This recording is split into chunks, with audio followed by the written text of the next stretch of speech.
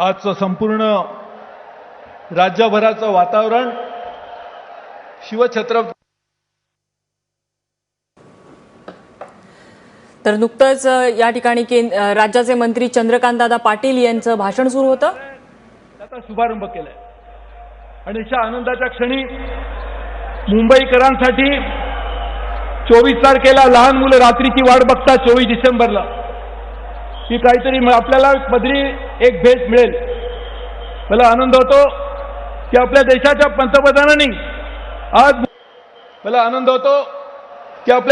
पंतप्रधानांनी आज मुंबईकरांसाठी एक फार मोठी भेट रेल्वेच्या प्रवाशांसाठी आणून दिलेली आहे आणि त्याच्यासाठी देखील एक कार्यक्रम आहे. मला माहिती आहे की अनेक लोकांनी मुंबईचं शांघाय केलं, काही लोकांनी मुंबईचं सिंगापूर केलं, पण मुंबईकरांकडे मात्र बघितलं कोणी नाही. मुंबईकरांची जी जीवन रेखा रेल्वे वो जीवन रेखा लेकिन उसके तरफ किसी ने नहीं देखा अशी तिची हालत होती. त्या रेल्वेमध्ये आज 55,000 कोटी रुपयांचे निर्णय प्रकल्प आज चालू करण्यासाठी पंतप्रधानांच्या उपस्थितीत कार्यक्रम होतोय.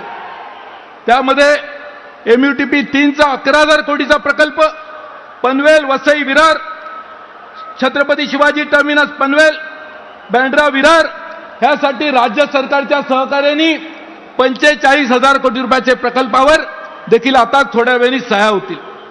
मला सांगायला आनंद होतो की या मुंबई शहरामध्ये की ज्या मुंबई शहराने देशाला भरपूर दिलं, या शहरामध्ये दरवर्षी गेल्या 5 वर्षात काँग्रेसच्या काळामध्ये केवळ 750 कोटी रुपये दिले जायचे. आज मला आनंद होतो की गेल्या 2.5 वर्षामध्ये केवळ 4,000 कोटी रुपयाची गुंतवणूक आम्ही मुंबईच्या रेल्वेच्या उपनगरीय प्रवाशांसाठी केली. त्याच्या व्यतिरिक्त 7,000 कोटी रुपये ACDC कन्व्हर्जनसाठी केले. याच 2 वर्षाच्या कालावधीत 160 प्लॅटफॉर्मची उंची वाढवली, 16 फ्रूट ब्रिज झाले आणि 42 नवीन होत आहेत. एस्केलेटर कधी बघितले नव्हते, फक्त एअरपोर्टला बघायला मिळायचे, ते 37 एस्केलेटर झाले आणि 65 एस्केलेटरचं काम सुरू आहे.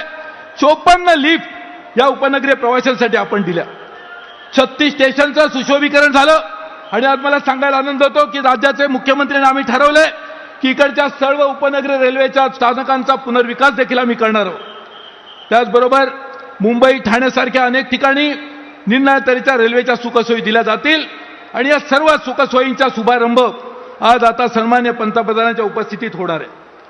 त्याचबरोबर मला सांगायला आनंद होतो की केवळ मुंबईसाठी नाही तर जी पंतप्रधानांची कल्पना आहे कोऑपरेटिव्ह फेडरलिझम, की ज्यामध्ये राज्य आणि केंद्र सरकारने टीम इंडिया मिळून काम केलं पाहिजे, याच भावनेतून राज्य सरकारने आणि आम्ही एक करार केलाय आणि त्यामधून 22,000 कोटी रुपयांचे प्रकल्प की जे अहमदनगर, बीड, परळी, वर्धा, यवतमाळ, नांदेड, पुणे, नाशिक, मनमाड, धुळे, इंदोर, बारामती, लोणाड, कोल्हापूर, वैभववाडी, वडासा, गडचिरोली, नागपूर, नागभीड, गडचंदूर, आदिलाबाद असे अनेक प्रकल्प आणि शिवाय वर्धा ते नागपूर जे महात्मा गांधींच्या पासून आपण इथे जोडणार आहोत, या अशा अनेक प्रकल्पासाठी राज्य सरकारने आम्ही एकत्र येऊन काम करायला सुरुवात केली.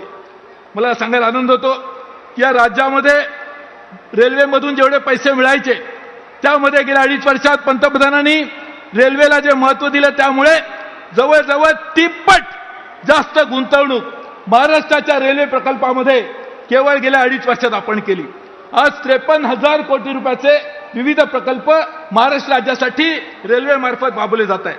त्याच्या व्यतिरिक्त पोर्ट कनेक्टिव्हिटी, कोकणला पश्चिम महाराष्ट्राला जोडण्यासाठीचे प्रकल्प, असे अनेक प्रकल्प गेल्या काही वर्षामध्ये आपण अंमलात आणतो आणि मला खात्री आहे की पुढच्या 3-4 वर्षामध्ये हे सगळे प्रकल्प जेव्हा पूर्णत्वाला जातील तेव्हा निश्चितपणे मुंबईकर आणि महाराष्ट्रामध्ये राहणारी मराठी जनता म्हणेल की रेल्वेमुळे आमच्या जीवनामध्ये एक चांगला बदल झाला आणि त्याची सुरुवात करण्यासाठीचा कार्यक्रम आपले सन्माननीय पंतप्रधानांच्या उपस्थितीत होतोय.